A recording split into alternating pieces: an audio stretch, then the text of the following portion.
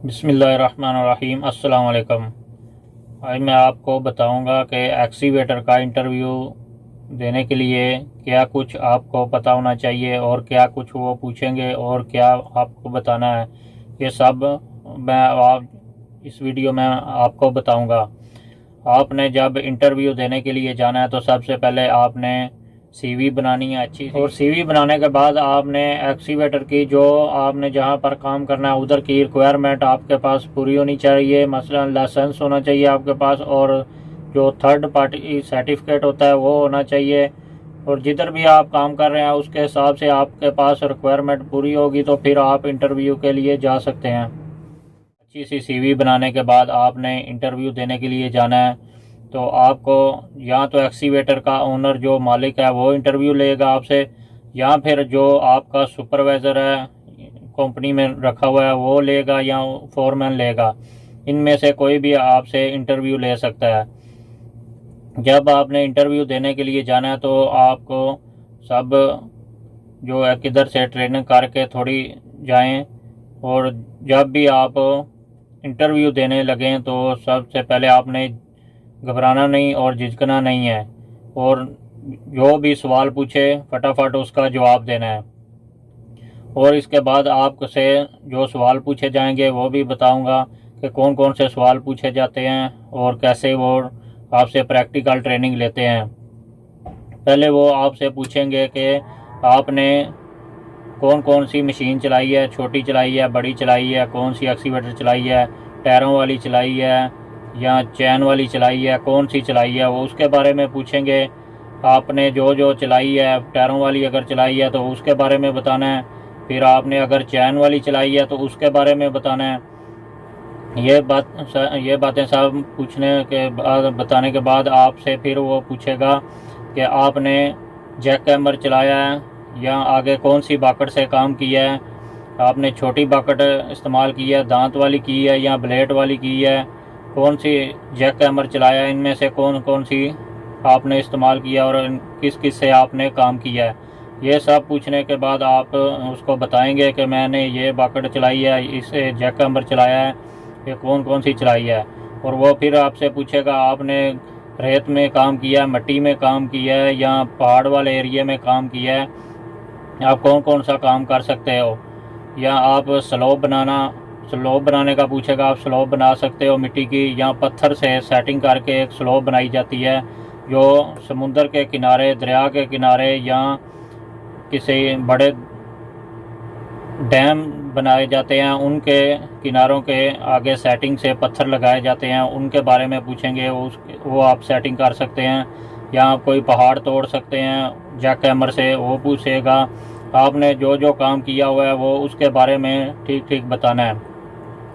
उसके बाद आपसे वो पूछेगा कि आपने कितनी देर चलाया है और कौन कौन सी कंपनी में चलाया है, वो सब आपने बताना है।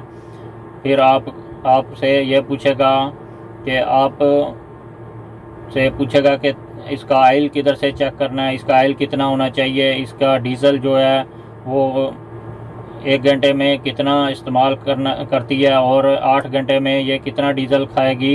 ये सब पूछ सकता है कोई भी। कोई पूछता है, कोई ये सवाल नहीं पूछता। और इसके मेंटेनेंस के बारे में भी आपको कुछ मालूमात होनी चाहिए, वो भी पूछ सकते हैं। इसके बाद आप से ये पूछेंगे कि आपने जो एक्सीवेटर चलाई है उसमें से कितना एक्सपीरियंस है आपका और कौन कौन सी जगह में चलाई है, ये सब पूछेंगे। और आपसे ये भी पूछा जाएगा कि आपने जो क्लम्प एक्सीवेटर के आगे लगता है उसके बारे में भी कुछ जानते हैं या उससे काम किया है, उसका आपका क्या एक्सपीरियंस है, वो भी पूछेंगे।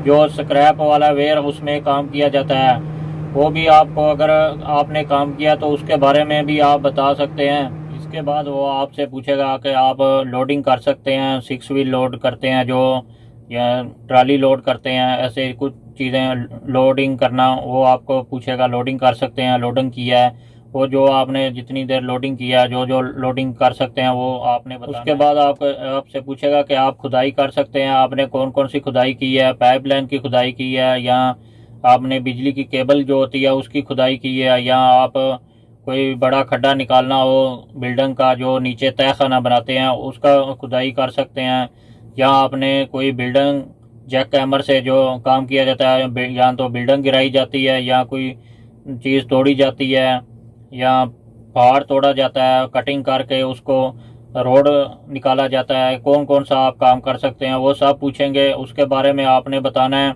ये सब पूछने के बाद आपको फिर वो प्रैक्टिकल ट्रेनिंग लेगा आपसे। आप जब एक्सीवेटर में जाएं तो सब पहले देख लें इधर उधर कोई चीज़ तो पड़ी हुई नहीं है जो बाकट को या पीछे से लगेगी आपको घुमाने के टाइम। देखने के बाद आपने कैबिन में जाना है। कैबिन में जाके आपने, अगर तो आपको फंक्शनों का पता है तो ठीक है, अगर फंक्शन के बारे में नहीं पता तो आप उनसे थोड़ा पूछ लें कि मैंने दूसरा मॉडल चलाया है, इसका थोड़ा फंक्शन बता दें, ये कैसे काम करता है। वो सब पूछने के बाद आपने फिर उसमें बैठ के आराम से सेफ्टी से काम करना है। कोई भी काम वो बताए कि ये करो तो उसको आराम से करना है, बिल्कुल प्रेशर में नहीं आना। उसको आराम से सेफ्टी से काम करें जो भी बताए। अगर तो लोडिंग का काम है तो वो लोडिंग भी ध्यान से करें, घबराना नहीं है बिल्कुल, और ध्यान से काम करना है आपने, आराम आराम से करना है। ज़्यादा स्पीड भी नहीं मारनी है और ज़्यादा स्लो भी नहीं करना, दरमियानी स्पीड रख के उसका काम करें, तो सेफ्टी से काम करें। अगर ये सब अहम मालूमात हैं इंटरव्यू देने के लिए, आप इन पर तवज्जो दें और ये ज़रूर आपको आनी चाहिए। इसके बारे में आप और भी मालूमात लेके जाएं। ये सब ट्रेनिंग लेने के बाद पहले तो आपसे पूछेगा तो उसको आपका बातों से ही पता चल जाएगा कि ये ऑपरेटर है, कितना एक्सपीरियंस है इसका और कैसे चला सकता है। और जो बाकी प्रैक्टिकल से वो आपसे चलवा के चेक करेगा तो उसको पता चल जाएगा कि ये ऑपरेटर एक्सपीरियंस वाला है या इसको अभी नया ऑपरेटर है या कैसा है, ये सब उसको पता चल जाएगा। इसके बाद आपने जब, अगर तो कोई फोरमैन है या ओनर है, अगर ओनर है तो आपने उससे सैलरी की बात करनी है। ट्रेनिंग देने के बाद आपने उससे सैलरी का पूछना है कि कितनी सैलरी देंगे, अपनी रिक्वायरमेंट बतानी है कि मुझे इतनी सैलरी चाहिए, और वो आपको बताएगा कि नहीं मैं इतनी देता हूँ या कैसे। उसके साथ आपने सेटिंग करनी है कि कितनी सैलरी पे काम करेंगे, कितनी तनख्वाह लेंगे, ये सब पूछें और बताएं। इसके बाद इसके साथ डिस्कस करें। अगर फोरमैन है या कोई सुपरवाइज़र है, कंपनी बड़ी है, तो उससे आप पूछ सकते हैं कि आप पहले ऑपरेटर को कितनी सैलरी दे रहे हैं और मैं इतनी लूँगा, और जो आपने ट्रेनिंग दी है या ट्राई दी है और जो आपने इंटरव्यू दिया है उसके बारे में आप बताएं कि मैंने इंटरव्यू कैसा दिया है। वो पूछने के बाद आप उसको सैलरी का पूछें कि आप कितनी तनख्वाह दे रहे हैं पहले ऑपरेटर को और नए ऑपरेटर को कितनी देते हैं। ये सब पूछ के आप फिर उसके साथ डिस्कस करके, और इंटरव्यू देने के बाद आपने जब ट्राई देने के बाद आपने उससे डिस्कस करने के बाद तनख्वाह का, तो फिर आपने उससे नंबर ले लेना है और अपना नंबर भी उसको दे देना है। वो आपको बोलेगा कि मैं बाद में आपको फ़ोन करूँगा, सैलरी के बारे में भी बताऊँगा, या जो कुछ भी डिस्कस करने के बाद वो ऊपर, अगर बड़ा कंपनी है तो वो ऊपर बात करेगा। उसके बाद आपको फ़ोन पे बताएगा कि ये बात है। इसके बाद आपने फिर, अगर नहीं बता रहा तो 1-2 दिन बाद आप कॉल करके उससे पूछें भाई क्या बना है और क्या बताया, ऊपर जो ऑफिसर हैं उन्होंने क्या बताया है, मेरी ट्रेनिंग जो ट्राई दी है उसके बारे में, इंटरव्यू के बारे में क्या बताया और मुझे कितनी सैलरी देंगे, ये सब डिस्कस। उसके बाद 1-2 दिन बाद आप खुद फ़ोन करके पूछें अगर आपको फ़ोन नहीं आ रहा तो।